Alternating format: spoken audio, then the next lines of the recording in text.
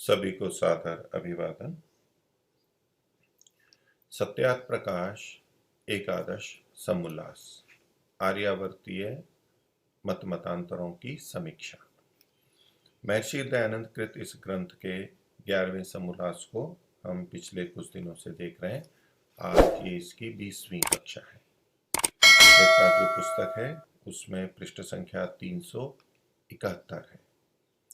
370 के कुछ श्लोक थे जिनका की अर्थ हम 371 में आगे देखेंगे, उसे समझने का प्रयास करेंगे। आपके पास जो पुस्तक है उसमें उसके अनुसार देख सकते हैं, ये अंधन तमः प्रविशन्ति एक यजुर्वेद का मंत्र है। इन मंत्रों में और आगे इसके अर्थ को लिया गया है, न तस्य प्रतिमा अस्ति। आप इन मंत्र या तो आगे उपनिषद के वचनों के आधार पर देख करके या एक साथ 1, 2 और फिर 1 से लेके 5 तक कुल ये 7 गहरे अक्षरों में आपको अंश मिलेंगे, वहाँ देख सकते हैं।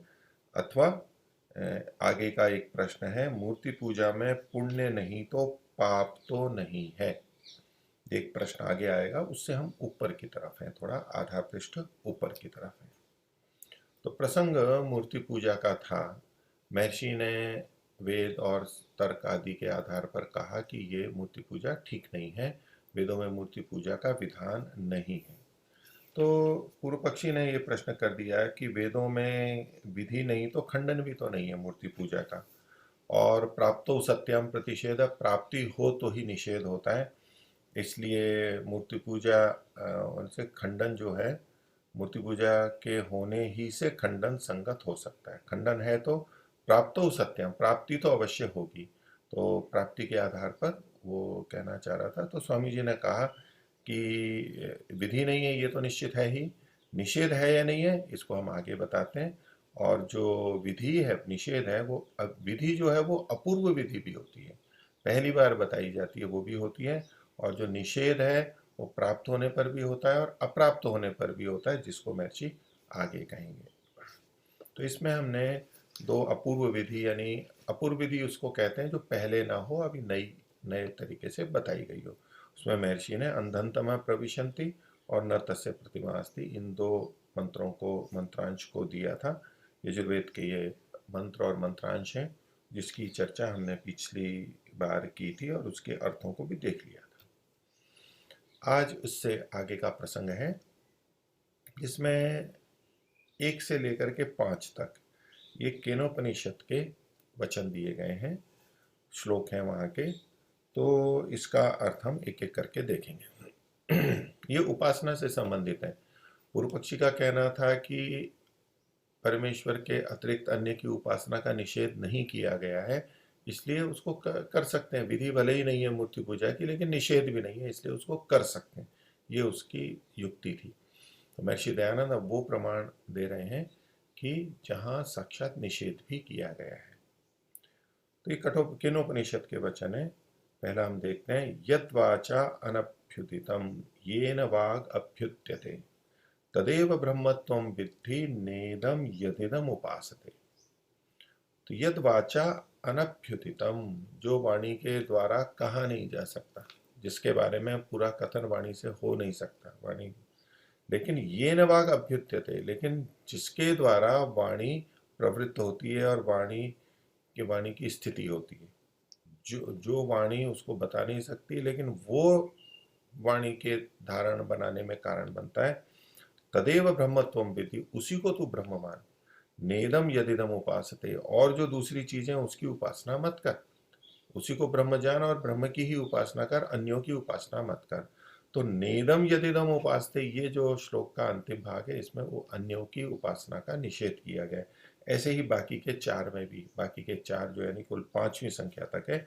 अब इसका महर्षि का अर्थ भी हम देखते हैं कि पहले वाले का, कि यद वाचा अनभ्युदितम, महर्षि के लिखते हैं कि जो वाणी का इदंता अर्थात यह जल है लीजिए वैसा विषय नहीं है। इसको पहले तो सामान्य अर्थ में है कि जो वाणी का विषय नहीं है, वाणी के द्वारा जो कहा नहीं जा सकता। लेकिन सामान्यतः हम वाणी के से बोलते ही हैं, परमात्मा ब्रह्म के बारे में लिखा भी होता है, बोलते भी हैं, सुनते भी हैं और उससे बहुत कुछ समझते हैं। तो यहाँ विशेषता क्या है जो वाणी का ईदनता, ईदनता अर्थात यह जल है लीजिए, जैसे हम जल को लें किसी पात्र में और दूसरे को दें, देखो ये जल है और ये लीजिए, हम बोल रहे हैं और उसकी ईदनता को बता रहे हैं कि यह पना, ईदनता कहते हैं यह पना, कि ये वस्तु ऐसी है, इसको ये निर्देश करके हम दे देते हैं। तो ऐसा वाणी के द्वारा जिसके लिए किया नहीं जा सकता है, जड़ वस्तुओं अन्य व्यवहार के कार्य जगत के लिए ये किया जा सकता है, परमात्मा के लिए नहीं किया जा सकता। तो वाणी से परमात्मा के बारे में बताया जाता है, ये तो ठीक है, नहीं तो इसका अन्यथा अर्थ चला जाएगा, लोग ऐसा अर्थ ले लेंगे कि वाणी से तो भगवान को कहा ही नहीं जा सकता, जिसका वर्णन वाणी से किया नहीं जा सकता। और ऐसा कहीं वचन भी मिलता है, लोक में भी बोलते हैं, तो इसका अभिप्राय होगा पूरा पूरा कथन जिसका वाणी से नहीं किया जा सकता। वाणी कितना भी बोल ले उसके बारे में पूरा नहीं बता सकती, इतना ही तात्पर्य लेंगे। ऐसा नहीं कि कुछ भी नहीं बताया जा सकता, बिल्कुल बताया जाता है, सीखते हैं, हम पढ़ते हैं, इसी तरह सीखते हैं।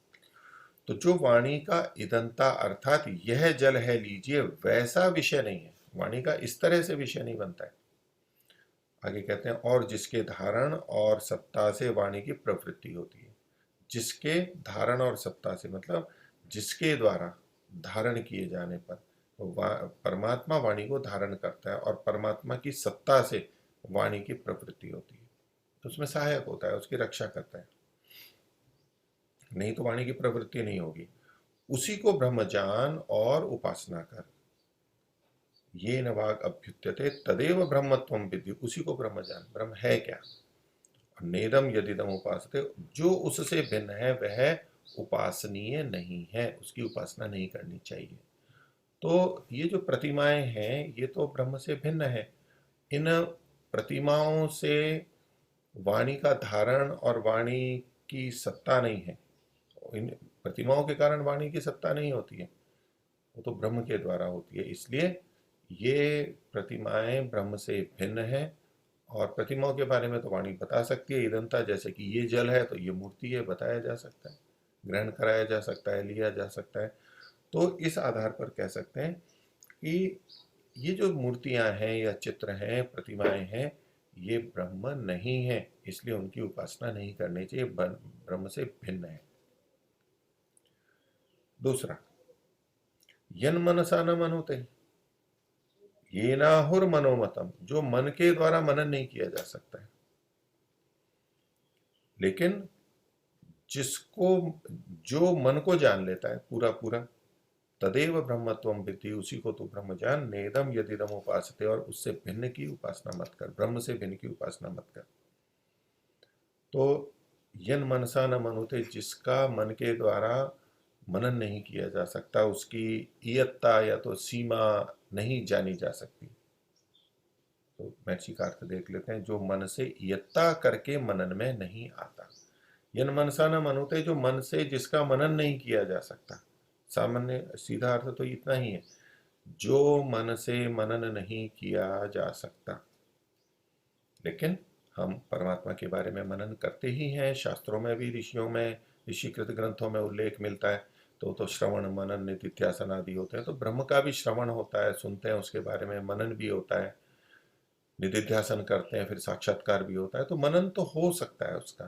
तो इसलिए इसकी स्पष्टता के लिए महर्षि ने कहा, जो मन से इयत्ता करके मनन में नहीं आता है, मनन में तो आता है लेकिन इयत्ता करके कि इसका इतना परिमाण है और ये इतना है, बस ये निश्चय कर करके नहीं आ सकता है।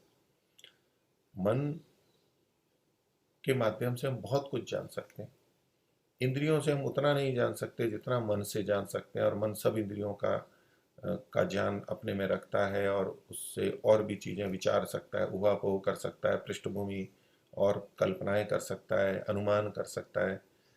तो उतना करने पर भी ये जो अन्य इंद्रियों से अधिक समर्थ और व्यापक और तीव्र मन है, व्यापक चिंतन करने वाला, वो भी इसकी इयत्ता को नहीं जान सकता। तो यन मनसा न मनुते ये नाहुर मनो मतम, तो जो मन से इयत्ता करके मनन में नहीं आता, लेकिन जो मन को जानता है वो, उसी ब्रह्म को तू जान और उसी की उपासना कर। नेदम यदिदम उपासते, जो उससे भिन्न जीव और अंतःकरण है उसकी उपासना ब्रह्म के स्थान में मत कर। तो देखिए मन है, ये मनन उसके द्वारा मनन किया जाता है।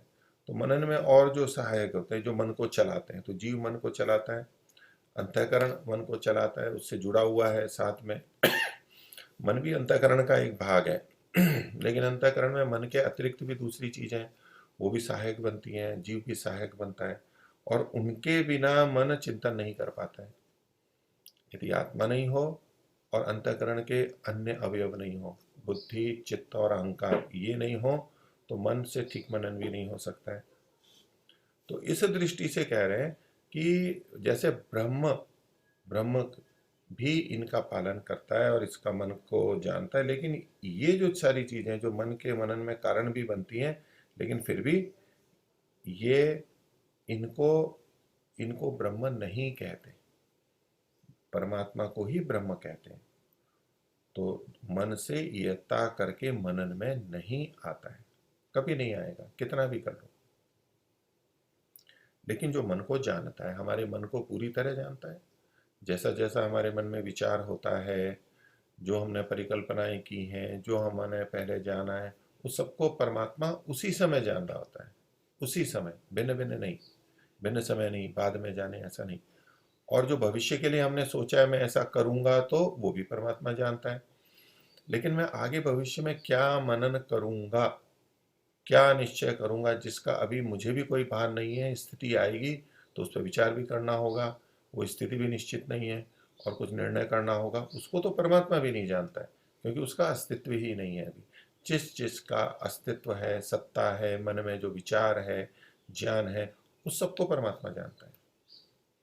तो वो जानता है, और उसको ब्रह्म जान और उसी की उपासना कर, उससे भिन्न की मत कर। तो भिन्न की मत कर, इसका निषेध किया, तो न जीव की कर, न अंतःकरण की कर, जीव को भी इतना मुख्य मान के उसकी उपासना मत कर।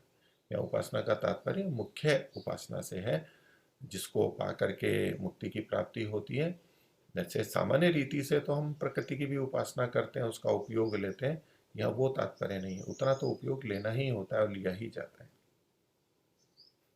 आगे तीसरा, यच्चक्षुषा न पश्यति, जो आंखों के द्वारा देखा नहीं जा सकता है, जाना नहीं जा, आंख से जिसको देख नहीं सकते, लेकिन ये न चक्षुंषि पश्यन्ति, लेकिन जिसके द्वारा आंखें देखती हैं, यानी परमात्मा आंखों के द्वारा देखने की क्रिया होने में सहायक बनता है। उसके बनाए हुए इस यंत्र से, नेत्रों से हम देख पाते हैं, जान पाते हैं, रूप आदि को देख पाते हैं, वस्तुओं को देखते हैं। तो तदेव ब्रह्मत्वम विद्धि, तो उसी को ब्रह्म जान, नेदम यदिदम उपासते, और किसी की उपासना मत कर। मैं शिकार देखें, जो आंख से नहीं दिख पड़ता है, कितना भी कर लो आंख से नहीं दिखेगा। हमारी इन आंखों से नहीं, अगर आंखें दुर्बल है तो चश्मा लगा लेते हैं, और हमारी सीमाएं हैं, स्वस्थ भी आंख है लेकिन दूर की चीज है तो दूरबीन ले लेते हैं, दूरवीक्षण यंत्र ले लेते हैं। बहुत छोटी चीज है तो सूक्ष्मदर्शी यंत्र ले लेते हैं, और वो भी बहुत शक्तिशाली होते हैं, बहुत अधिक लेंस वाले, शक्ति पावर वाले होते हैं, कितने भी हों, वो सब नेत्र के ही अग्रिम भाग है। नेत्र का की क्रिया, नेत्र के द्वारा होने वाले ज्ञान को ही बढ़ाते हैं, नेत्र की शक्ति में ही सहायक होते हैं। तो वो भी सब नेत्र के अंतर्गत आ गए। तो ऐसा कोई भी यंत्र नहीं हो सकता जिससे परमात्मा को देखा जा सके नेत्र के माध्यम से। तो इस दृष्टि से कहा कि जो आंख से नहीं देख पड़ता और जिससे सब आंखें देखती हैं, उसी की सहायता से आंखें देख पाती हैं, उसी को तो ब्रह्मज्ञान और उसी की उपासना कर। और जो उससे भिन्न सूर्य, विद्युत और अग्नि आदि जड़ पदार्थ हैं, उनकी उपासना मत कर। तो परमा ब्रह्म से भिन्न सूर्य, विद्युत और अग्नि, अब ये तीन नाम यहाँ पर दिए हैं। यही क्यों दिए, और बहुत सारी वस्तुएं भी तो हैं, उनको भी दे सकते थे, लेकिन कुछ संबद्ध चीजें महर्षि यहाँ दे रहे हैं, कि जैसे आंखों से देखने में सूर्य भी कारण बनता है, उसका प्रकाश कारण बनता है, विद्युत बिजली भी कारण बनती है, चाहे वो बिजली हमारे घर की हो चाहे आकाश की हो, और अग्नि अग्नि भी हमारे नेत्रों के द्वारा देखे जाने में कारण बनता है, वहाँ प्रकाश होता है तो इससे हमें ज्ञान होता है, नेत्रों से हम देख पाते हैं। अगर इनमें से कुछ भी नहीं हो तो हमें दिखाई नहीं देता है, कुछ ना कुछ साधन होगा। तो आदि लिखा है, ऐसे जो पदार्थ है, जड़ पदार्थ है, उनकी उपासना मत कर। तो ये नेत्र से संबंधित बातें हैं। इन सब में परमात्मा को ही समझ, परमात्मा के द्वारा नेत्र देख रहे हैं। ऐसा नहीं कहे कि सूर्य के द्वारा नेत्र देख रहे हैं, विद्युत के द्वारा देख रहे हैं, अग्नि के द्वारा देख रहे हैं। देख रहे हैं वो एक अलग बात है, वो बहुत सीमा, बहुत थोड़ा सा अंश है कि इनके बिना देख नहीं सकते, लेकिन मुख्य तो परमात्मा है, उसी की उपासना कर। आगे चौथा, यश श्रोत्रेण न शृणोति, तो जिसको श्रोत्र से सुना नहीं जा सकता, परमात्मा को कभी भी नहीं सुना जा सकता। हम श्रोत्र के द्वारा परमात्मा के बारे में सुन सकते हैं, वो हम सुनते ही हैं, उसके गुणों का वर्णन, उसके स्वरूप का वर्णन, कर्मों का वर्णन सुनते हैं, समझते हैं, लेकिन वो स्वयं श्रोत्रों से नहीं जाना जाता, उसको सुन नहीं सकते। ये श्रोत्रेण न शृणोति ये न श्रोत्रम इदम श्रुतम, और जिसके द्वारा ये श्रोत्र सुनता है, उसकी सहायता से ये सुनता है। तदेव ब्रह्मत्वम विद्धि नेदम यदिदम उपासिते, उसी को ब्रह्म जान, उससे भिन्न को ब्रह्म मत जान। तो हिंदी देखते हैं महर्षि की कि जो श्रोत्र से नहीं सुना जाता और जिससे श्रोत्र सुनता है, उसी को तू ब्रह्म जान, उसी की उपासना कर, उससे भिन्न शब्दादि की उपासना उसके स्थान में मत कर। अब शब्द इसलिए लिया इन्होंने कि वो सुनने में कारण बनता है, श्रोत्र से संबंधित है। शब्द ही नहीं होगा तो कहां से सुनाई देगा, कैसे सुनेगा, नहीं सुन सकता है। तो उससे भिन्न शब्द आदि की, वैसे तो सभी चीजें आ गई, लेकिन संबद्ध जो चीजें उनको विशेष रूप से यहाँ ग्रहण कर सकते हैं कि उसके स्थान में मत कर, ब्रह्म के स्थान में उपासना मत कर। हाँ, ब्रह्म की उपासना अपनी जगह है, लेकिन शब्द की हम उपासना करते हैं, वो अपनी जगह वो की जा सकती है। वो किस तरह से, शब्द का उपयोग करके, वाणी का प्रयोग करके, शब्द का उपयोग करके, ध्वनियों का उपयोग करके, हम संगीत आदि जो बहुत सारी चीज़ें, उनका हम उनकी हम उपासना कर सकते हैं, उनको हम सुन सकते हैं, उनसे लाभ उठा सकते हैं, ये सब किया जा सकता है, लेकिन ब्रह्म के स्थान में मत कर। और ये बात हम और जगह भी कर सकते हैं, जो ऊपर के हैं, जहाँ जहाँ ब्रह्म के स्थान में मत कर है, तो वहाँ ये भी तात्पर्य होगा, सभी जगह ये बात लग सकती है, लगेगी, लगनी ही चाहिए। तो इनकी उपासना मत कर का ये अभिप्राय नहीं है कि इनका उपयोग बिल्कुल ना कर, उपयोग करेंगे, लेकिन ब्रह्म के स्थान पर उसकी उपासना नहीं करेंगे। पांचवा, यत प्राणेन न प्राणीति येन प्राणः प्रणीयते तदेव ब्रह्मत्वं विद्धि नेदम यतिदम उपासते। तो इसका है कि यत प्राणेन न प्राणीति, जो प्राण से चलायमान नहीं होता, प्राण चलन अर्थ के अंदर लिया, जो प्राणों से चलायमान नहीं होता, यानी प्राण जिसको चलाते नहीं है। यत प्राणेन न प्राणीति, और ये न प्राण है प्रणीयते, और जिसके द्वारा, जिससे प्राण गमन को प्राप्त होता है, वो परमात्मा है, उसकी सहायता से प्राण गमन को प्राप्त होता है। उसी ब्रह्म को तू जान और उसी की उपासना कर, उसको ही ब्रह्म जान और उसी को, और उस ब्रह्म को जान, दोनों ही बातें ले सकते हैं। उसी ब्रह्म को तू जान और उसी की उपासना कर। तदेव ब्रह्मत्वं विद्धि नेदम यतिदम उपासते। और जो जो यह उससे भिन्न वायु है, किससे भिन्न, प्राण से भिन्न नहीं, परमात्मा से भिन्न, जो यह उससे भिन्न यानी परमात्मा से भिन्न वायु है, तो परमात्मा का प्राण से संबंध था, वायु का भी प्राण से संबंध है, इसलिए यहाँ पर वायु शब्द ले लिया है। क्योंकि ये मन में आ सकता है कि वायु के द्वारा ही प्राण लेते हैं, छोड़ते हैं, वायु प्राणदायक है, प्राण है, तो इसलिए वायु को मुख्यता दी जा सकती है। तो बोले जो यह उससे भिन्न वायु है, जो प्राण का कारण है, उसकी उपासना मत कर। महर्षि कहते हैं इत्यादि बहुत से निषेध हैं, शास्त्रों में बहुत जगह निषेध किया गया है। तो आप ये जो कह रहे हो कि कहीं निषेध नहीं है, ऐसा नहीं, बहुत जगह निषेध किया। आगे कहते हैं जो निषेध प्राप्त और अप्राप्त का भी होता है। पूर्व पक्षी ने जो हाँ ऊपर कहा था कि प्राप्तो सत्याम निषेध है, प्राप्ति होने पे निषेध होता है, तो महर्षि कहते हैं कि प्राप्ति में तो होता है, लेकिन अप्राप्ति में भी, अप्राप्त में भी निषेध हो जाता है। उसके उनके उदाहरण समझा रहे हैं आगे कि जैसे प्राप्त का, जैसे कोई कहीं बैठा हो, उसको वहां से उठा देना, यहाँ बैठा है और उसको उठा दिया, तो बैठना पहले प्राप्त है और अब उसका निषेध किया जा रहा है, प्राप्ति में निषेध किया गया।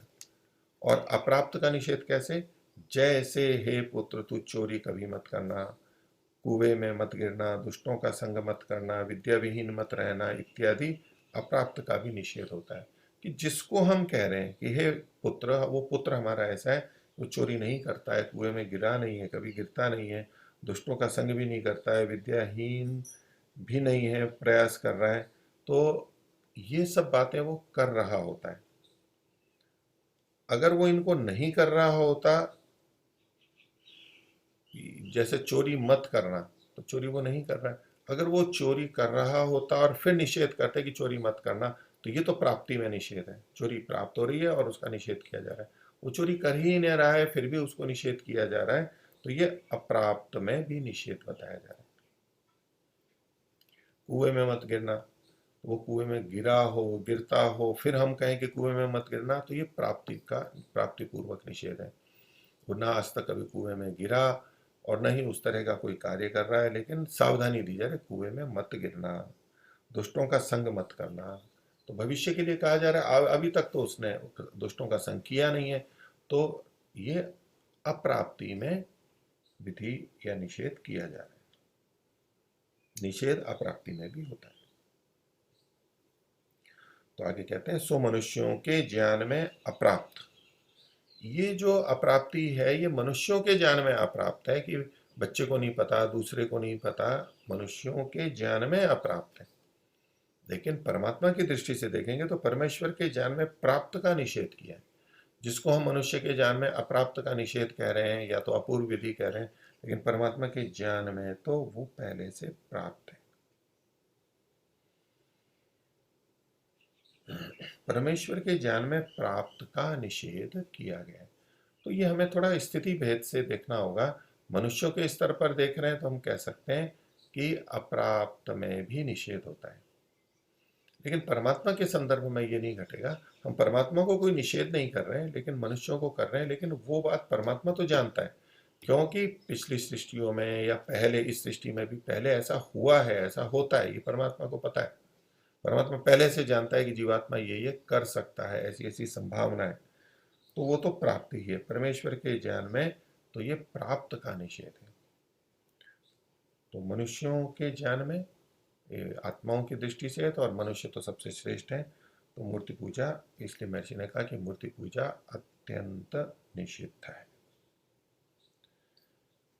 अब आगे प्रश्नकर्ता कहता है कि मूर्ति पूजा में पुण्य नहीं तो पाप तो नहीं है। ठीक है, आपके अनुसार से विहित नहीं है, कोई पुण्य नहीं है, लेकिन ये कोई गलत कर्म भी नहीं है, कोई पाप भी नहीं है कि इसका दोष लगे और हमारे को दंड मिले, तो ये पाप तो नहीं है। तो इसकी विवेचना में महर्षि कहते हैं कि कर्म दो ही प्रकार के होते हैं। विहित, जो कर्तव्यता से वेद में सत्य भाषण आदि प्रतिपादित है, और दूसरा निषिद्ध, जो अकर्तव्यता से मिथ्या भाषण आदि वेद में निषिद्ध है। बोले कर्म को हम दो भागों में ही बांट सकते हैं सारा, विहित और निषिद्ध। जिसकी विधि की गई है वो विहित, और जिसका मना किया गया है, रोका गया है, वो है निषिद्ध।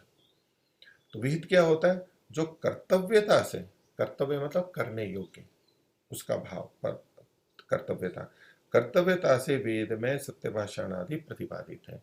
सत्य भाषण आदि का प्रतिपादन कि हमें सत्य बोलना चाहिए, सत्यम वद, तो सत्य बोलना चाहिए, ये हम कह रहे हैं। तो कर्तव्यता, सत्य को करने, बोलने, या बोलना क्रिया है तो वो क्रिया धातु से करने में बोलना, तो सत्य को बोलना, एक कर्तव्यता से वेद में सत्य भाषण आदि प्रतिपादित है।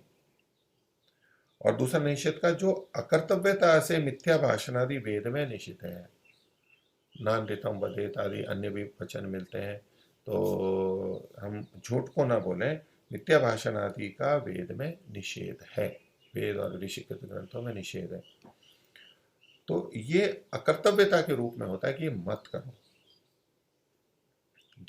जैसे जैसे कि अक्षयर्मा दिव्य, तो जुओं से, जुए से, पासे से मत खेलो, ये जो निषेध किया जा रहा है, इस तरह के जो भी है, तो वो उसका मतलब होता है कि ये कर्तव्य नहीं है, करने योग्य नहीं है, ये अकर्तव्य है, न करने योग्य है, यानी छोड़ने योग्य है।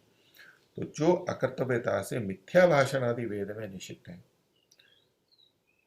जैसे विहित का अनुष्ठान करना वह धर्म है, उसका न करना अधर्म है। नेक्स्ट उत्तर दे रहे हैं कि शास्त्र में जो, वेद में जो विहित है, विधि है, उसका अनुष्ठान करना तो धर्म कहलाता है, और उसका अनुष्ठान न करना ये अधर्म कहलाता है। कई जने इस तरह से सोचते हैं कि जो करने का था वो करेंगे तो पुण्य मिल जाएगा, लेकिन अगर हम उसको कर नहीं रहे तो पाप क्यों लगना चाहिए? पाप तो नहीं होगा, वो तो यानी अधर्म तो नहीं होगा, हम नहीं कर रहे, बस लाभ नहीं मिलेगा हमारे को। तो इस उस दृष्टि से भी इसको हमें देखना है कि जैसे विहित का अनुष्ठान करना वह धर्म और उसका न करना अधर्म है। तो विहित का अनुष्ठान करेगा तो धर्म है और उसको नहीं करना अधर्म है। ये नहीं करना अधर्म है, ये नहीं, अलग तरह की बात है, नई बात है। वैसे ही निषिद्ध कर्म का करना अधर्म हो, जिसका मना है उसको करना, जिसकी विधि थी उसको न करना दोषप्रद है, और जिसका विधान किया गया था वह धर्म है और उसको न करना ये अधर्म है। वैसे ही निषिद्ध कर्म का करना अधर्म और न करना धर्म है। तो निषिद्ध कर्म है, मना किया गया, उसको नहीं करेंगे तो ये धर्म है। निषिद्ध कर्म का करना ये अधर्म है और उसका न करना ये धर्म है। तो जब वेद से निषिद्ध मूर्ति पूजा आदि कर्म तुम करते हो, वेद में निषेध है, और तुम मूर्ति पूजा आदि करते हो तो पापी क्यों नहीं होगे? तो इसने लिखा है कि मूर्ति पूजा में पुण्य नहीं तो पाप, पाप पुण्य नहीं तो पाप तो नहीं है। तो महर्षि कह रहे हैं कि ये पाप इसमें भी लगेगा, ये भी पाप के अंतर्गत आता है। यहाँ हम थोड़ी सी चर्चा करते हैं कि ये धर्म और पाप और ये सब चीज़ें क्या है।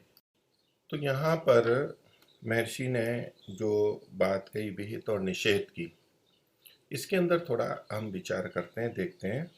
महर्षि के वचनों को एक बार पढ़ के फिर करते हैं।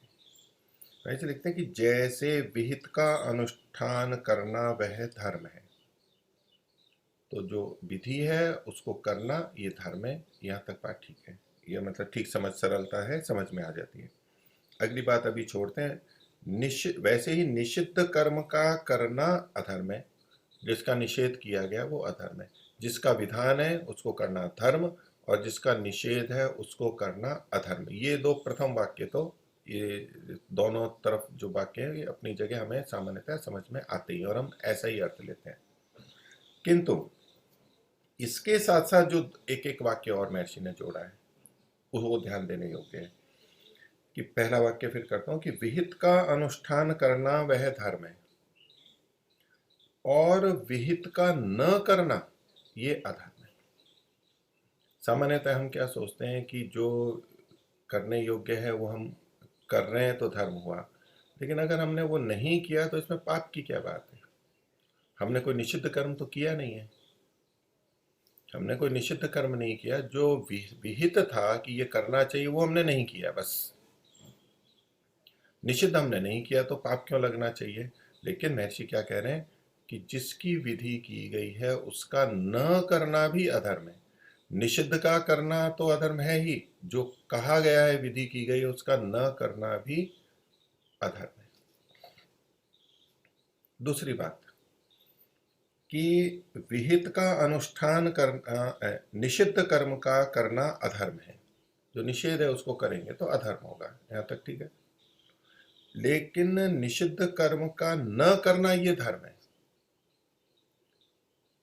जो चीज, जिस चीज को मना किया गया, चोरी मत करो, हम चोरी नहीं कर रहे, चोरी करेंगे तो अधर्म है, और चोरी नहीं करेंगे तो ये धर्म है। चोरी नहीं करना अधर्म है। हम किसी को दान नहीं दे रहे हैं लेकिन बस चोरी नहीं कर रहे हैं, इसमें हम कर्म नहीं कर रहे हैं, बस निषिद्ध कर्म को नहीं कर रहे हैं। क्या है कि जो निषिद्ध कर्म है उसको करने से दंड मिलता है, लेकिन निषिद्ध कर्म नहीं कर रहा है तो उसमें पुण्य की क्या बात है? विहित कर्म को करने में पुण्य या धर्म है, निषिद्ध को न करने में पुण्य की बात क्यों है? वो तो पहले ये आधा आधा हम देखते हैं इस, लेकिन महर्षि का जो कहना है कि निषिद्ध कर्म का करना अधर्म और न करना धर्म है, दोनों बातें हैं। तो मान लीजिए कि अब ये धर्म और अधर्म के साथ हम पाप और पुण्य जोड़ लेते हैं, प्राय करके जुड़ता ही है, धर्म यानी पुण्य और अधर्म यानी पाप, ये दोनों चीजें जुड़ जाती हैं। तो अब इसको आप कल्पना कीजिए कि चोरी करने का निषेध है या तो जुआ खेलने का निषेध है, अक्षय महादीप्य। तो जुआ खेलेंगे जुए का निषेध है, और जिसका निषेध है उस कर्म को करेंगे, यानी जुए को कर खेलेंगे तो ये तो अधर्म हो गया। और अगर जुआ नहीं खेलेंगे तो ये धर्म हो गया। तो जुआ खेलना अधर्म है तो उससे पाप लगेगा, और जुआ नहीं खेलेंगे तो ये धर्म है तो उससे पुण्य मिल जाएगा हमारे को। तो धर्म और अधर्म के साथ जब हम पाप और पुण्य जोड़ लेते हैं तो ये प्रश्न खड़ा होगा कि ये क्या लिख दिया महर्षि ने। महर्षि ने क्या लिख दिया? उन्होंने कहा कृषिमित कृषस्व, जो खेती वाले हैं वो खेती करें, और वो खेती नहीं करता है किसी कारण से तो उसको पाप लगेगा। इस तरह से हम मानेंगे, विधि जो है उसको नहीं कर रहा है वो।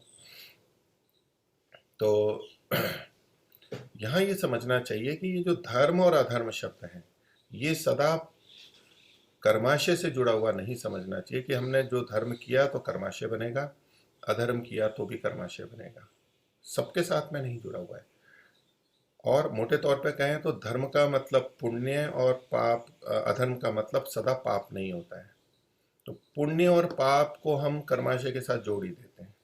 जब हम पुण्य और पाप को कर्माशय से जुड़ा हुआ मानते हैं तब ये पुण्य और पाप धर्म और अधर्म का पूरा पूरा वाचक नहीं है। ये ठीक है कि धर्म में पुण्य है और कर्माशय बनता है, अधर्म में पाप है और उसका कर्माशय बनता है, लेकिन हर धर्म का जो करने योग्य चीज है उसको करने से कर्माशय बनता हो, भाग्य बनता हो, ऐसा नहीं है। उन चीजों का लाभ हमको उसी समय हो जाता है। हमने व्यायाम किया, व्यायाम करना या प्रातःकाल उठना इसका विधान है, ये विहित हो गया। दिन में न सोना, ऐसा अगर वेद में जो लिखा है दिवा मास स्वापसी, दिन में न सोना, तो यदि हम दिन में नहीं सो रहे हैं, ये निषेध है, दिन में नहीं सो रहे हैं तो हमारा ये जो अगर दिन में सो रहे हैं जिसका निषेध है उसको कर रहे हैं तब तो अधर्म हो गया, और उसको न करना ये धर्म हो गया, तो ये पुण्य हो गया। हमने दिन में नहीं सो रहे इससे हमारा कोई कर्माशय बन रहा है, पुण्य बन रहा है, ऐसा नहीं समझना चाहिए। हर धर्म का कर्माशय नहीं बनता, हर अधर्म का भी कर्माशय नहीं बनता।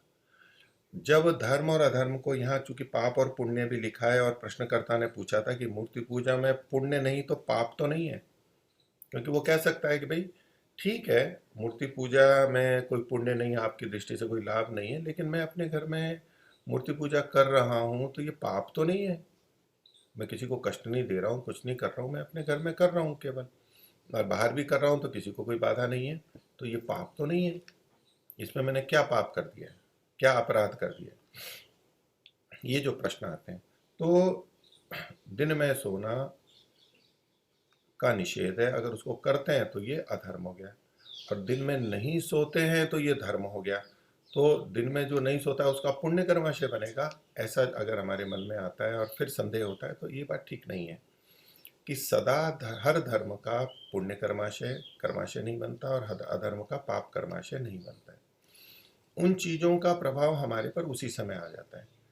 कर्माशय तो तब बनता है जब जिन कर्मों का फल हमें उस समय नहीं मिलता है, नहीं मिल सकता है, तो वो कर्माशय में चले जाते हैं और बाद में उसका फल मिलता है।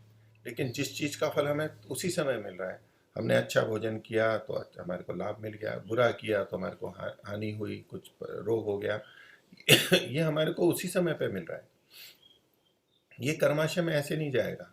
हाँ, उसके साथ हिंसा हिंसा जुड़ी हुई है तब तो जा सकता है, चोरी जुड़ी हुई है तो जाएगा, वो चोरी और हिंसा का जाएगा, भोजन का नहीं जाएगा, भोजन का नहीं जाएगा। भोजन से जुड़ी हुई जो हिंसा है, मान लो मांसाहार करते हैं या चोरी किए हुए अन्न का भोजन करते हैं, तो वो अन्न के कारण नहीं है, वो चोरी के कारण से है या हिंसा के कारण से कर्माशय।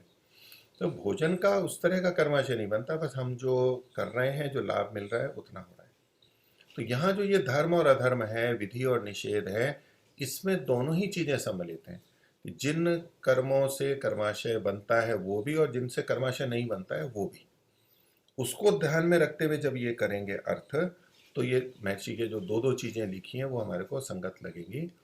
ये धर्म का मतलब होता है जिससे हमारा धारण होता है, हमारा हित होता है।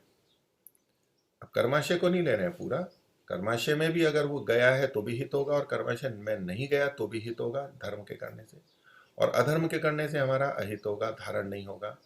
तो वो कर्माशय में जाकर के मिले तब भी अहित हो सकता है, और बिना कर्माशय में गए हाथ की हाथ वहीं पर कुछ अहित हो रहा है तो भी वो अधर्म कहलाएगा, तो भी वो पाप क्या कहा जा सकता है।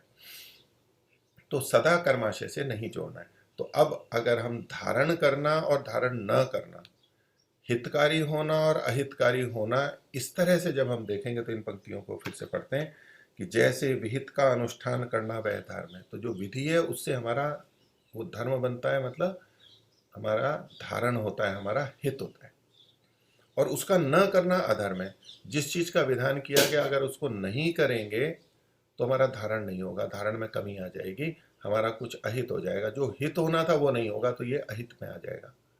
व्यायाम करने से हित होता है, व्यायाम नहीं किया तो अधर्म हो गया, का मतलब है कि धारण नहीं होगा शरीर का। जो हमारा को उत्तमता मिलनी चाहिए थी वो नहीं मिलेगी। इस रूप में ये अधर्म है, न कि उससे कोई कर्माशय बन रहा है। और ऐसे ही निषिद्ध कर्म का करना अधर्म है, यानी उससे हमारा धारण नहीं होगा, हानि हो जाएगी। और जो निषिद्ध कर्म है उसको यदि हम नहीं करेंगे तो हमारा धारण होगा, हम उस हानि से बचेंगे तो हमारा धारण होगा। अच्छी चीजें करने से धारण होता है और बुरी चीजें न करने से भी धारण होता है। तो अच्छी चीजें करने से जो धारण होता है, वो अच्छी चीजें न करें तो जो धारण होना था अच्छी चीजों को करने से वो नहीं होगा। इसका मतलब है जिसकी विधि है उसके न करने से धारण नहीं होगा, यानी अधर्म हो जाएगा। और जिन चीजों का निषेध है उससे हमारी हानि होती है, हमारा धारण नहीं होता, इसलिए अधर्म है। यदि हम उनको करेंगे निषिद्ध चीजों को तो हानि होगी, तो अधारण होगा, अधर्म होगा। और जिन चीजों से हानि होती है उनको यदि हम नहीं करेंगे, यानी निषिद्ध चीजें नहीं करेंगे, तो हानि नहीं होगी, यानी हमारा धारण होगा, हम बने रहेंगे, हमारा हित होता रहेगा। तो इस दृष्टि से देखेंगे तो ये चारों बातें हैं महर्षि की, ये ध्यान देने के योग्य है। तो इसलिए मूर्ति पूजा के लिए भी महर्षि ने ये कहा कि ये जो मूर्ति पूजा निषिद्ध है और तुम करते हो तो इससे हानि होगी।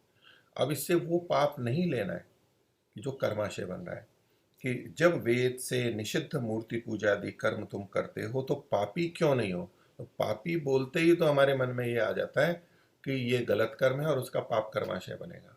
हानि हो रही है ये तो ये ठीक है, हानि हो रही है, अहित हो गया, वो अपना अहित करने वाला हो गया, यहाँ तक ठीक है, लेकिन उससे कोई पाप कर्माशय बनेगा, वो इस तरह से नहीं समझना चाहिए। आगे अब प्रश्नकर्ता फिर और प्रश्न कर रहा है। अभी बात छोड़ी नहीं है उसने, वो मैदान छोड़ा नहीं है, कुछ ना कुछ वो इसी बात को, मूर्ति पूजा को सिद्ध करने के लिए प्रयासरत है और कर रहा है। तो प्रश्न करता है कि देखो वेद अनादि है। अनादि मतलब जिसका कोई आदि नहीं है। वेद ज्ञान नित्य है, ये माना जाता है, नित्य है तो हम कह सकते हैं कि वो अनादि है और अनंत है काल की दृष्टि से। अनादि और अनंत है, नित्य है। वो कह रहा है कि देखो वेद अनादि है। तो उस समय मूर्ति का क्या काम था। पहले से वेद अभी से होते और मूर्ति पूजा आ गई होती और फिर उसमें निषेध होता तब तो ठीक है, लेकिन ये तो अनादि है। उस समय तो मूर्ति पूजा आई भी नहीं थी, तो उस समय इस निषेध का क्या काम है, यहाँ वहां निषेध क्यों कर रहे हैं, ये आगे कहेंगे। तो वेद अनादि है, उस समय मूर्ति पूजा का क्या काम था, क्यों नहीं काम था। बोले क्योंकि पहले तो देवता प्रत्यक्ष थे, और जब देवता स्वयं प्रत्यक्ष है तो फिर उसकी मूर्ति बना के क्या करनी है। तो जिन भी देवताओं की ये लोग मूर्ति बनाते हैं तो वो सब देवता वहाँ प्रत्यक्ष थे, तो मूर्ति बना करके पूजने की आवश्यकता नहीं है। जैसे कि हमारे पूर्वज या महापुरुष या माता पिता जो भी हैं, गुरुजन हैं, उनके रहते हम उनकी सेवा कर लेते हैं, वो साक्षात मूर्ति अभी विद्यमान है, तो कोई मूर्ति बना के उनकी पूजा नहीं करता है। लेकिन हाँ, उनका देहांत हो जाता है तो लोग उन्हीं की प्रतिमाएं बना के उनके पे माला चढ़ाने लगते हैं और पूजा करने लग जाते हैं। तो जीते जी तो कोई है नहीं, प्रत्यक्ष होने पर तो है नहीं। तो वो कह रहे हैं कि क्योंकि पहले तो देवता प्रत्यक्ष थे। यह रीति तो पीछे से तंत्र और पुराणों से चली है। अब ये भी स्वयं मान रहे हैं कि तंत्र ग्रंथों और पुराणों से चली है। जब मनुष्यों का ज्ञान और सामर्थ्य न्यून हो गया, परमेश्वर को ध्यान में नहीं ला सकते, यानी निराकार परमात्मा का ध्यान नहीं कर पा रहे थे, तो मूर्ति का ध्यान कर सकते हैं। इस कारण अज्ञानियों के लिए मूर्ति पूजा है। इतने तक तो मान लिया, ज्ञानियों के लिए नहीं है। तो ध्यान करने की दृष्टि से कह रहे हैं कि ध्यान नहीं लगेगा, नहीं तो अगर मूर्ति नहीं हुई तो। उसमें और कारण बता रहे हैं, क्योंकि सीढ़ी सीढ़ी से चढ़े तो भवन पर पहुंच जाए। युक्ति दे रहे हैं, उदाहरण दे रहे हैं। सीढ़ी से चढ़ना चाहिए, पहली सीढ़ी छोड़कर ऊपर जाना चाहे तो नहीं जा सकता, इसलिए मूर्ति प्रथम सीढ़ी है, इसको पहली सीढ़ी माना है प्रारंभिक लोगों के। फिर उससे ऊपर जाना है, और जब हम ऊपर की सीढ़ी पे जाते हैं तो निचली सीढ़ी छूट जाती है, छोड़ते जाते हैं, ऊपर ऊपर चढ़ते जाते हैं, निचली छूटती जाती है। तो यानी ये मूर्ति पूजा तो छूट जाएगी। इसलिए मूर्ति प्रथम सीढ़ी है। इसको पूजता पूजता जब ज्ञानी होगा और अंतःकरण पवित्र होगा, तब परमात्मा का ध्यान कर सकेगा। अब ये परमात्मा का ध्यान है, निराकार परमात्मा का ध्यान। यद्यपि पहले तो वो कह रहा था कि मूर्ति के अंदर भी भगवान है, तो हम तो उसी की पूजा कर रहे हैं, मूर्ति की थोड़ा ना कर रहे हैं। लेकिन अब ये स्वीकार कर रहा है कि हाँ, हम मूर्ति की कर रहे हैं, क्योंकि महर्षि ने कहा था पीछे कि आप व्यापक की पूजा कर रहे हो या व्याप्य की पूजा कर रहे हो। उस मूर्ति में परमात्मा को व्यापक मानते हुए भी आप पूजा किसकी कर रहे हो? व्याप्य की कर रहे हो या व्यापक की कर रहे हो? व्याप्य तो है वो मूर्ति, पूजा तो मूर्ति की कर रहे हो। निलाना धोना तो मूर्ति का ही कर रहे हो, खिलाना पिलाना तो मूर्ति का ही कर रहे हो। तो लेकिन उसने यहाँ मान लिया कि ये ज्ञानी होगा, अंतःकरण जब पवित्र होगा पूजा करते करते, तब परमात्मा का ध्यान कर सकेगा। और उदाहरण दे रहे हैं, जैसे लक्ष्य के मारने वाला तीरंदाज आदि जो लक्ष्य को भेदते हैं, प्रथम स्थूल लक्ष्य में तीर गोली व गोला मारता मारता पश्चात सूक्ष्म निशाना भी मार सकता है। पहले छोटा करता है फिर बड़ा करता है। वैसे स्थूल मूर्ति की पूजा करता करता सूक्ष्म ब्रह्म को भी प्राप्त होता है। प्रक्रिया बताई, प्रारंभिक लोग हैं उनको तो ऐसे ही करना होता है।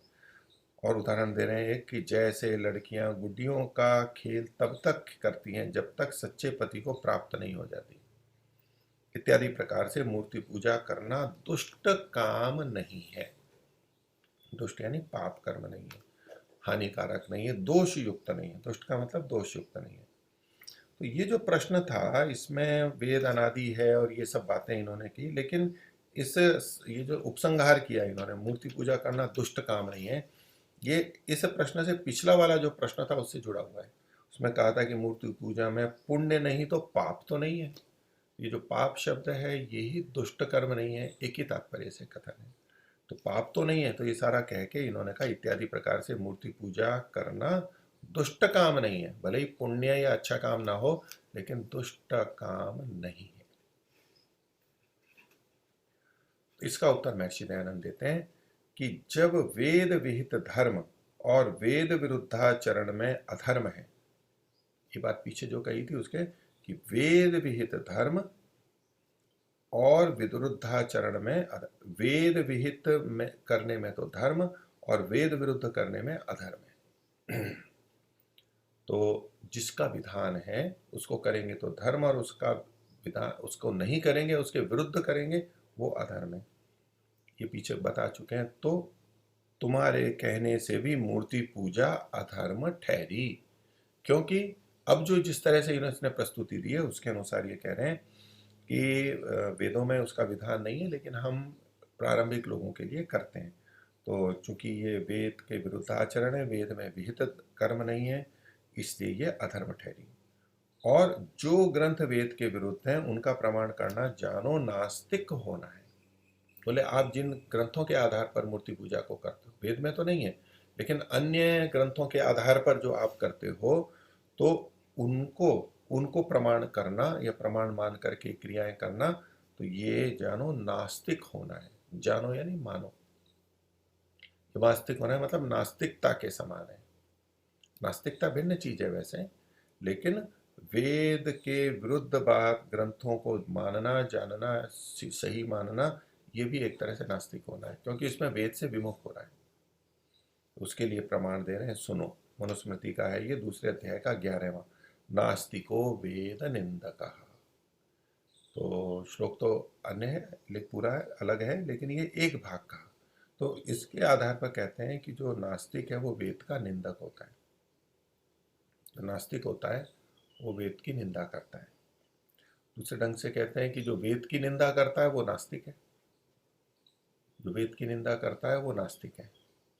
और कई जने इसको परिभाषा बना देते हैं कि नास्तिक का मतलब वेद निंदक है, बस और कुछ नहीं। जो वेद की निंदा करता है वो नास्तिक है, यही परिभाषा ले लेते हैं मनुस्मृति के श्लोक से।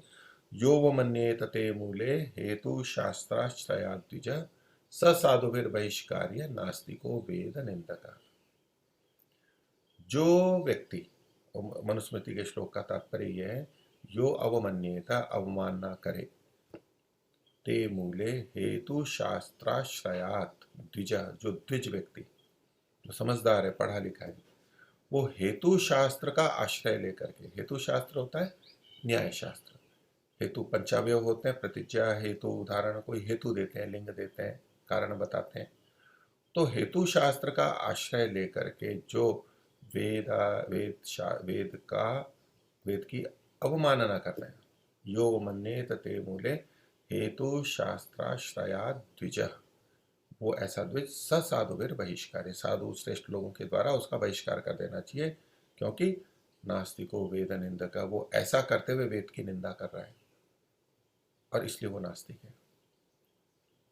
देखिए, ये प्रसंग हमारे को उस तरह भी व्यापक रूप से देखने की बात है कि कभी हमारे को वेदादि शास्त्रों का कोई वचन मिल रहा है, सीधा सीधा स्पष्ट है, और हम किसी तर्क और युक्ति हेतु को प्रस्तुत करके, पंचावयों को प्रस्तुत करके उसका खंडन करते हैं और ये कहें कि देखिए ये भी तो प्रमाण है, और हेतु या पंचावय प्रमाण है, और उसके आधार पर फिर उसका मूल ग्रंथ का भी अर्थ बदल दें, कहें कि नहीं ये प्रमाण से है, प्रमाण के अनुरूप ही वो होना चाहिए, और अगर उसका कोई ठीक अर्थ करता है जो इनके पंचावय हेतु से गलत होता है तो कहते हैं आपका अर्थ गलत है।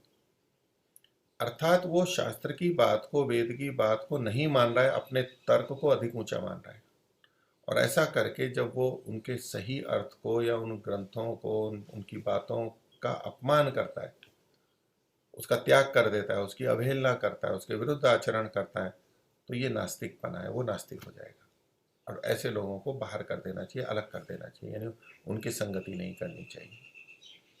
तो नास्तिको वेद निंदका, मैक्सी का अर्थ देखिए नीचे हिंदी में, मनु जी कहते हैं कि वेदों की निंदा, अर्थात तो निंदक, जो निंदा करने वाला है वो निंदक कहते हैं, निंदक नियरे राखिए, निंदक निंदा करने वाला। तो जो वेदों की निंदा करता है, निंदा का क्या तात्पर्य, तो महर्षि ने 3 शब्द दिए हैं, अर्थात अपमान, त्याग, विरुद्धाचरण करता है, ये सब निंदा के अंतर्गत है। सामान्यतः निंदा में हम अपमान को लेते हैं, कि निंदा करके हम जब उसका अपमान करते हैं, उसके दोष बताते हैं और कहते हैं ये है, ये ऐसा है, ये गलत है, इसमें ये है, ऐसे करके जो निंदा करते हैं ये उसका अपमान कर देते हैं। अपमान किसी भी तरह से करें तो वो निंदा हो जाएगी। हम भौतिक रूप से पुस्तकें हैं उसको भी अपमान कर माना जाता है, बहुत से लोग मान लो उसको पैर लगा दिया, गंदगी में डाल दिया, और कुछ कर दिया, उस पर गंदी चीज़ें लिख दी और कुछ कर दिया, तो ये उसका अपमान है, तो ये उसकी निंदा है। तो एक तो अपमान को निंदा यानी अपमान करना, दूसरा है महर्षि ने लिखा है त्याग करना, वेद है उसको छोड़ दिया बस, अभी उसका कोई अपमान नहीं किया है, वेद के बारे में कोई अपशब्द नहीं कहा है, वेद के विरुद्ध कोई लेख नहीं लिखा है, बस त्याग दिया उसको।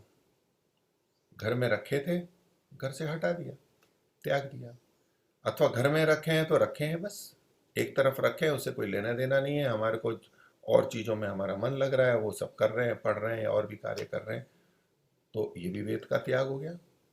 वेद का स्वाध्याय करना होता है, वो स्वाध्याय नहीं कर रहे हैं, ये वेद का त्याग हो गया। तो ये भी अपमान कहलाता है कि वेद हमारे घर में रखे हैं और हम उसका स्वाध्याय नहीं कर रहे हैं, ये त्याग करना है, ये उसका अपमान ही है। दूसरा कोई भी आएगा वो कहेगा जी ये वेद पढ़े हैं, धूल पड़ी भी है, आप कभी देखते नहीं है, पढ़ते नहीं, बोले हाँ नहीं कर पाता हूँ, वो यही सोचेगा ना, वो अपमान तो नहीं कहेगा सीधे सीधे, वो ये कहेगा, ये सोचेगा कि इनका, इनके मन में वेद के प्रति श्रद्धा या सम्मान नहीं है, पढ़े हैं बस ऐसे ही, अच्छी तरह से नहीं है, न पढ़ते हैं।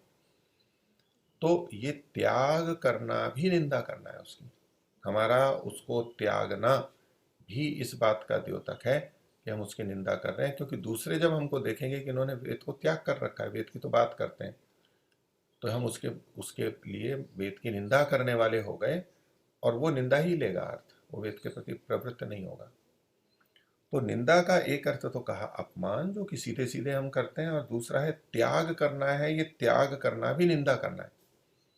और अगर हम इस त्याग करने को अपमान भी कह दें तो कोई दो राय नहीं, तो कोई आपत्ति नहीं है।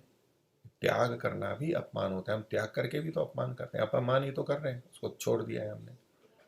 वेद उपलब्ध है, हमारे घर में नहीं है, हमने त्याग रखा है उसको, नाम वेद का लेते हैं लेकिन त्याग रखा है, तो ये भी अपमान है।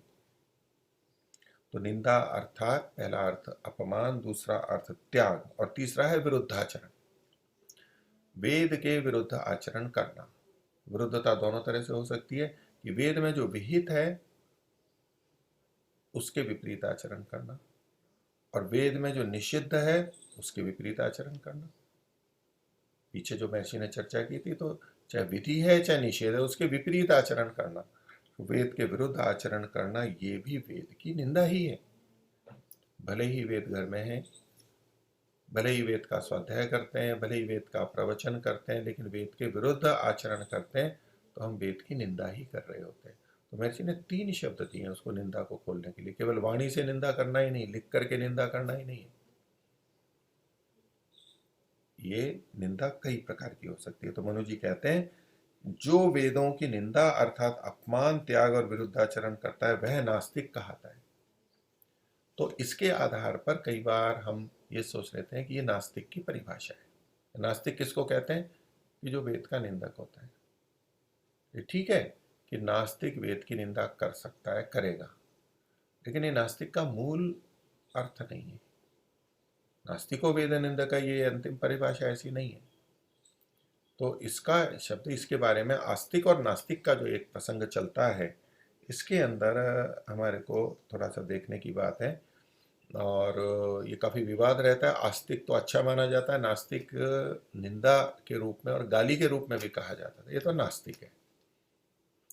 तो जब दर्शनों की बात आती है तो हम जो 6 वैदिक दर्शन होते हैं इनको आस्तिक दर्शन कहते हैं, और जैन, बौद्ध, चारवाक और ये दूसरे जो है उनको नास्तिक दर्शन कहते हैं भारतीय दर्शनों में।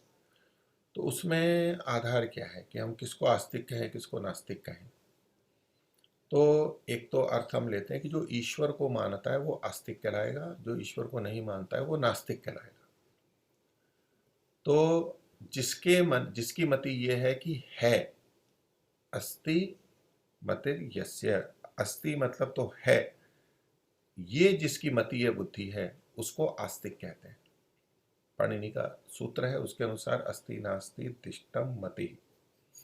तो अस्ति मतिर्यस्य, मतिरस्य, अस्ति मतिरस्य स आस्तिक, और नास्ति मतिरस्य, नहीं है ये जिसकी बुद्धि है वो नास्तिक कहलाता है। लेकिन किसका किसका होना अस्ति उसको नास्तिक आस्तिक कहलाएगा, उसको मानना, और किसका न मानना ये नास्तिक कहलाएगा। वो वस्तु क्या है? तो उस पर होता है, प्रथम अर्थ तो ईश्वर लिया जाता है, लेकिन अन्य लोग जैसे कि जैन हैं वो कहते हैं कि हम तो आस्तिक हैं, हम आत्मा को मानते हैं, तो ये ईश्वर को नहीं, वो अपने आप को आस्तिक दर्शन बोलते हैं, और अन्यों को नास्तिक कहते हैं, जैसे हम अन्यों को नास्तिक कहते हैं कईयों को। और वो कहते हैं कि अगर ईश्वर को मानने न मानने के कारण हम नास्तिक हैं, आपका ये कहना है, तो फिर उन्होंने ये प्रचारित किया कि देखिए मीमांसा दर्शन ईश्वर को नहीं मानता है, और सांख्य के लिए भी सेश्वर और निरीश्वर सांख्य 2 भेद कर दिए, विवाद बहुत लंबा चल गया। ये सांख्य ईश्वर को मानता है नहीं मानता है, तो देखो ईश्वर को सांख्य भी नहीं मानता है, और इस तरह औरों को भी कह देंगे कि भाई ये देखो ईश्वर को तो मानते नहीं है, इसलिए ये भी फिर नास्तिक दर्शन में आएंगे। लेकिन आप इन दर्शनों को, ईश्वर को न मानते हुए भी आस्तिक मानते हो, तो हमारे को भी आस्तिक मानो। हम भले ईश्वर को नहीं मानते लेकिन आत्मा को मानते हैं, आत्मा है, ये हमारी मति है, बुद्धि है, तो हम आस्तिक हैं। तो वो उसको आत्मा पर ले लेते हैं कि ये जिसको मानना और ना मानना। और इसी तरह से कुछ लोग परलोक को और शुभ कर्मों को इसको मानते हैं, परलोक में या सत्कर्मों में जिसकी मति है, स्वीकार्य है, वो आस्तिक है। जिसकी सत्कर्मों की और परलोक की मान्यता नहीं है वो नास्तिक है। तो ईश्वर को मानने की दृष्टि से अगर हम आस्तिक नास्तिक करें तो इस्लाम और ईसाइयत ये दोनों आस्तिक कहलाएंगे। आत्मा को मानने के संदर्भ में आएगी तो भी ये दोनों मानते हैं। ये अलग बात है कि स्वरूप भिन्न भिन्न है, लेकिन जन्मों को मानना, पुनर्जन्म और पिछला जन्म मानना, इसकी दृष्टि से आस्तिक नास्तिक कहेंगे तो ये उसको नहीं मानते। जैन लोग पुनर्जन्म को मानते हैं, आत्मा को मानते हैं, और आगे जन्म होता है ये स्वीकार करते हैं। तो ये जो आस्तिक और नास्तिक की बात है कि ये आस्तिक कहते किसको है और नास्तिक कहते किसको है। तो यहाँ जो नास्तिको वेद निंदक है, ये एक लक्षण है कि जो वेद की निंदा करता है। तो वो लोग फिर कहते हैं कि भाई ये तो इन्होंने अपनी परिभाषा बना ली कि जो वेद की निंदा करता है वो नास्तिक है। कि लेकिन आत्मा परमात्मा जो वेद की निंदा करता है वो ईश्वर को नहीं मानेगा, जो वेद का त्याग करता है वो ईश्वर को नहीं मानेगा, वो आत्मा को नहीं मानेगा, वो सत्कर्मों को नहीं मानेगा, वो पुनर्जन्म को नहीं मानेगा। ये सारी बातें जुड़ गई। और उसके विपरीत आचरण करेगा, जैसा मन है वैसा करेगा, कुछ अच्छा भी करेगा तो कुछ बुरा भी करेगा। तो इसलिए यहाँ पर मूर्ति पूजा को महर्षि ने कहा। देखिए नीचे का जो लक्षण है वो तो है नास्तिको वेद निंदका, और नीचे लिखा है जो विरुद्धाचरण करता है वह नास्तिक कहता है। इससे पहले की पंक्ति महर्षि की देखिए कि जो ग्रंथ वेद से विरुद्ध हैं उनका प्रमाण करना जानो नास्तिक होना है। जानो कि मानो कि वो नास्तिक होना है, कि वो एक नास्तिक होना एक अलग चीज हो गई। लेकिन इन ग्रंथों को, इस ग्रंथ को न मानना, उसका अन्य ग्रंथों को मानना, उनका प्रमाण करना, मानो ऐसा है जैसे कि नास्तिक होना है। तो वो एक ये सीधा लक्षण नहीं है आस्तिक का या नास्तिक का, ये नास्तिक का सीधा नहीं है। लेकिन जो वेद की निंदा करेगा वो जानो या मानो वो भी नास्तिक ही है, उसको भी नास्तिक कोटि में रखना चाहिए, उसको भी नास्तिक समझना चाहिए। और इसी से संबंधित और भी बातें हैं। महर्षि लिख रहे हैं, मनुस्मृति के श्लोक हैं कि या वेद बाह्या स्मृतयो, वेद बाह्य मतलब वेद से विपरीत जो भिन्न स्मृतियां हैं, याश्च काश्च कुदृष्ट है, और जो भी भिन्न भिन्न दृष्टियां हैं, अलग अलग मान्यताएं हैं, सर्वास्ता निष्फला प्रेत्य तमोनिष्ठा ही ताहा स्मृता, तो सारे के सारे निष्फल हो जाते हैं, क्योंकि मरने के बाद में फिर वो सारे तमोनिष्ठ कहे गए हैं, वहां अज्ञान घोर अंधकार रहेगा। आगे कहा उत्पत्त्यन्ते च्यवन्ते च यानि यान्यतो अन्यानि कानिचित् तानि अर्वाकालिकतया निष्फलान्यनृतानि च निष्फलानि अनृतानि च। और ग्रंथ हैं जो उत्पन्न होते हैं नष्ट हो जाते हैं, और भी जो अन्य ऐसे ग्रंथ हैं नए नए, तो तानी अर्वाकालिकतया, वो नए हैं इस पने के कारण से, निष्फलानि अनृतानि च, वो झूठे हैं और निष्फल हैं। तो जो सत्य है वेद और वेद के अनुकूल है वो ही ठीक है, विज्ञान और धर्म के अनुकूल है, धर्म के अनुकूल है, वो ही मान्य होता है। तो इन दोनों का अर्थ भी देख लेते हैं। तो महर्षि ने ये जो दूसरा श्लोक है उसका कि जो ग्रंथ वेद बाह्य कुत्सित पुरुषों के बनाए गए, संसार को दुख सागर में डुबोने वाले हैं, अज्ञान है तो लोगों को दुखी कर देंगे, परेशान कर देंगे, वे सब निष्फल, असत्य, अंधकार रूप, इस लोक और परलोक में दुखदायक है। अंधकार रूप है ये अज्ञान है, ये जो तमोनिष्ठा लिखा है। तीसरे श्लोक का अर्थ क्या, जो इन वेदों से विरुद्ध ग्रंथ उत्पन्न होते हैं वे आधुनिक होने से शीघ्र नष्ट हो जाते हैं, विरुद्ध जो होते हैं उनका मानना निष्फल और झूठा है। तो इसलिए वेद और वेदानुकूल ग्रंथों को ही मानना चाहिए। मूर्ति पूजा का समर्थन वेद में नहीं है, इसलिए मूर्ति पूजा नहीं करनी चाहिए। ये महर्षि का यहाँ पर तात्पर्य है, और बिंदु आगे देखेंगे। आज का विषय इतना ही रखते हैं। सभी को सादर नमस्ते। ओम शांति।